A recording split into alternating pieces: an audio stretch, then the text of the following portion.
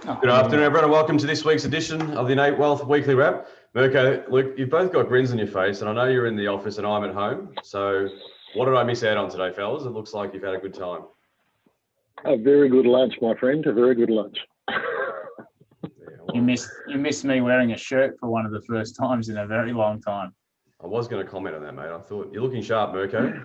You've been I actually had a meeting in the city, not far from the courts, but not at court, and very excited to actually be in the city, which was a ghost town, mind you. It's actually quite sad to see the lack of traffic and activity in what is normally just a bustling, happy place, especially this time of year. Still very quiet. Huh? Yeah, absolutely. Very much so. Very much so. Well, hopefully we see some news on Sunday that allow us a bit more optimism for Victoria in the weeks and months ahead. But we'll wait with interest, I dare say, gents. But it's been another big week of news. South Australian lockdown. Markets have been, a bit topsy-turvy back half of the week. Corona numbers around the world are still spiking. But Mirko, as always, would you be as kind to share the stats with us, please, mate? Yeah, markets have been really flat in the US when you look at the 4 trading days we've had, Monday through to Thursday, so up 0.03. Aussie market, on the other hand, is actually up just over 2% for the week. But like you said, it has been topsy-turvy times in the marketplace, and I don't know why daylight savings, whatever it is, I get up at some ungodly hour pretty much every day, and one of the things I do have to stop doing is looking at what the markets are, because they can completely reverse, in the remaining 1 and 2 hours of trading. It's not uncommon these days that you look at it and go, oh, market's up 100 points. And then by the time you have your first coffee for the day, it's down 400. So it's been extremely volatile just off the back of news. I reckon the US might be in for a bit of a interesting evening tonight, because they're still not getting the stimulus package discussions pan out the way that they want to, and I see that the Treasury and the Fed are actually moving in opposite directions in terms of keeping some of the programs up and going. So they're no closer to a solution there. And I just looking at US futures, they seem to be pointing for a down day tomorrow in the US whilst we sleep. So let's have a look at what happens on that front. Yeah.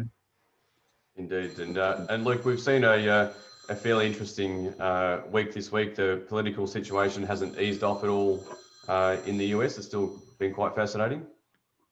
Yeah, look, it has been fascinating. The good news is, I guess, Georgia's recount has just finished. And that also included some unaccounted votes. I think there was 2,500 votes in total. Having completed the hand count, they've actually declared Biden the winner of Georgia. So that's now confirmed for a second time.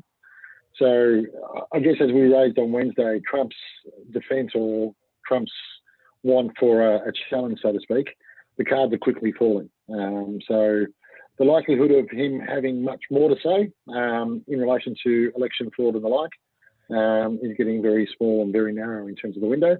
That being said, until he goes away, I don't think any of us are going to be happy. Which is kind of just watching games. I wonder what's going to happen next. So strange times. He still seems quite content on the idea of making a bit of a footprint or a bit of a mess as he's on his way out. And that still feels like one of those unknowns, doesn't it, for the next 80 days or so until he's out of here? Yeah, look, it does, and I think there's a couple of issues there, and I think probably the biggest issue is the situation in the US, particularly in relation to COVID, has got to the point where it's actually really, really serious. When you're at a point of 150,000 cases a day and so on, and sure, the mortality rate is not where it used to be and all that stuff. I'm not proposing that.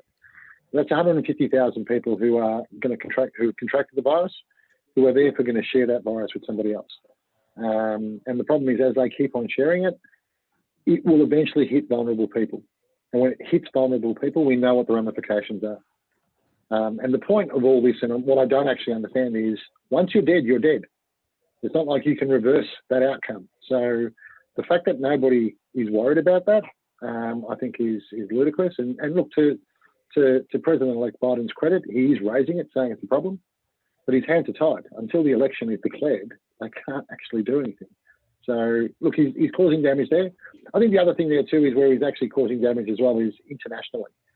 There was an article that was released the other day where they were talking about him bombing or using nuclear weapons on Iran, or I think as a notion. That was a contemplation that he was considering. This is not the kind of person you want in charge of the codes, I would have thought, particularly if he's a bit of a lunatic. Well, let's hope we get some calmness, but I'm sure there's a few more interesting things to come, dare I say. And of course, fellas, closer to home, the South Australian outbreak this week has caused a bit of a cat amongst the pigeons. And I just read this afternoon that they've reversed their lockdown as of midnight tomorrow night, and it's back to business as usual. So I guess there's two ways we can look at this: is overreaction or prudent, swift action, and it's either way. It's if my limited knowledge is correct, the lockdown and subsequent reversal of the lockdown is because somebody lied to the contact tracers. So somebody said, someone went from I bought a pizza in the pizza store to the fact of you actually work there, buddy. It's and a big hung out with difference. security guard earlier that day. Exactly. So that's a disaster. But to their credit, at least they've recognised and they've reversed it. That's good policy. That's common sense. That's we're living in a time where you're having to make policy on the run, and there's no point being absolutely so stubborn and saying no. We said that's what we're going to do, and that's what we're going to do. We're going to follow this through and pulverise people for no reason. So they've realised it. Obviously, the guy who lied is a goose. What I would do is I'd name the bugger. Put a picture of him in the paper and go, there you go, buddy. Let's see how you feel now. That'll fix it. And that'll just teach the next person not to do it. That's where this all comes from. Yeah. But in saying it, at least to South Australia's credit, they've recognised there was a lie. They've reversed the decision. They're opening up again from that point of view, which is great news. And it's a lesson to the other states. Okay, when you make a decision and that decision may eventually prove to be an overreaction, it's okay to go backwards. There's nothing wrong with that. Common sense does apply. And I think it was refreshing in one sense too, is that there was no favoritism in the lockdown. It was, no one's leaving the house at all. Everyone's staying home. There's no, you're not do this, you're not that. Everyone's staying home. So it was a blanket thing across the board. And I agree with you, mate. That was a great thought that they actually reversed it quickly.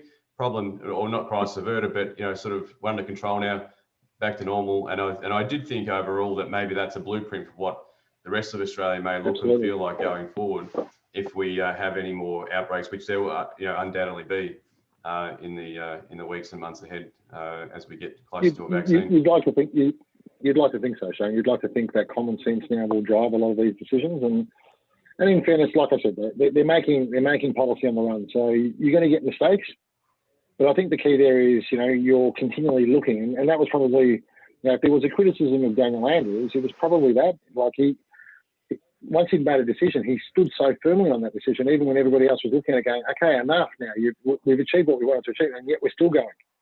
Like even today, we've had 21 days of no cases, and yet there's a half positive case potentially that we've now banged on, and you're kind of going, really, are we actually going into waters trying to find things that may not exist here? We've just got to be really careful about how much we want to scare society in terms of what's going on, I think. I reckon, just thinking out aloud as you guys are talking about this, imagine if we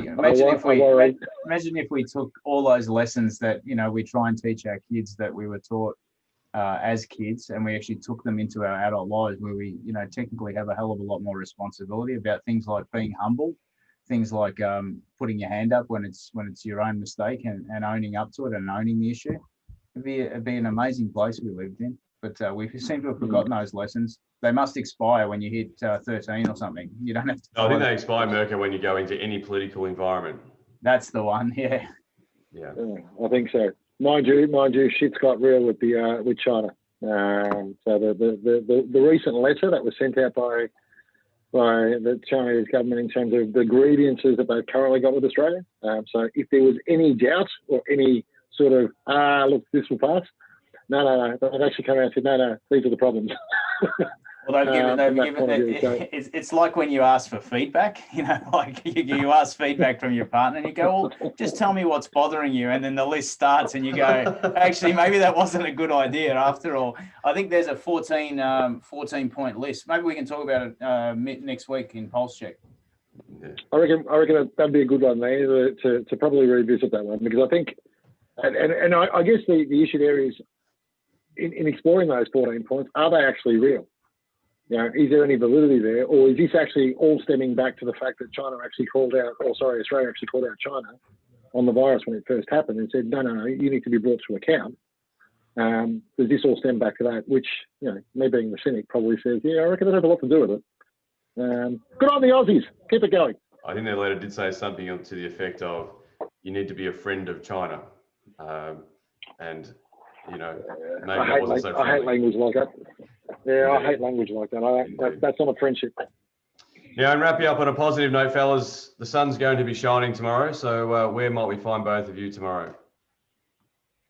On the Yarra Trail, going for a decent ride, I dare say. So that's tomorrow. So looking forward to it. I think I might do the same on Sunday because the weather is looking magnificent.